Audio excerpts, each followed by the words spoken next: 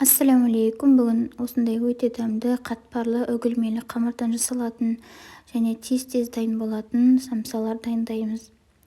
Алдымен бізге салқын мұздатқыштан шыққан сармай қажет болады. Оны біз жаңағы түйіркеден өткіземіз. Ұнға аунатып отырып түйіркеден өткізіп алу керек. Барлығы араласқаннан кейін жақсылап жаңағы майды үгіткен сайын жақсылап араластырып отырамыз ұнмен бірге. Әйтпесе бір комочек болып бір жерге жиналып қалады. Осылай жаңа араластырамыз. Енді үстіне жұмыртқамызды саламыз. Бұл жерде менде 2 жұмыртқа. Қаймағымызды саламыз.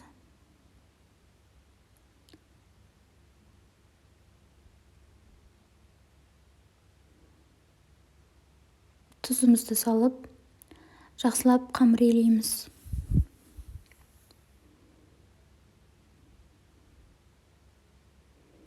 Артық ештеңе қоспаймыз. Қамырымыз осылай бірігеді бір-бірімен.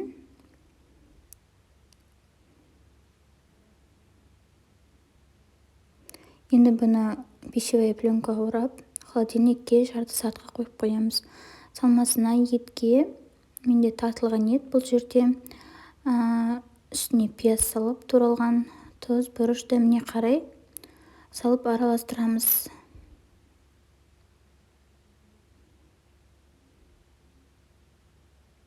Енді осындай әрбір қамырды кішкентай бөліктерге бөліп аламыз да дөңгелек етіп жаямыз.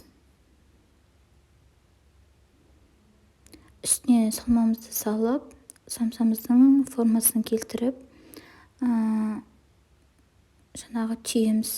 Өздеріңіздің қалауларыңызша түйуге болады. Үшбұрышты қылып та түйуге болады, дөңгелек қылып та түйуге болады, өздеріңіздің қалауларыңызбен.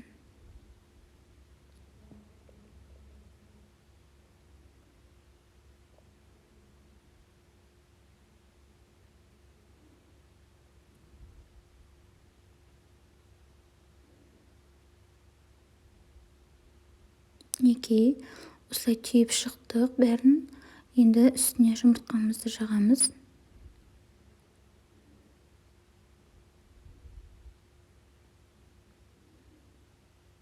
Үстіне кунжут себеміз. Қалауларыңызша кунжут сеппесеңіздер де болады. Енді бұны 180 градусқа 35 минуттай пісіріп аламыз. Біздің самсалар дайын, өте нәзік, өте жұмсақ, қатпарлы, үгілмелі болып шығады. Міндетті түрде жасап көріңіздер. Ас болсын.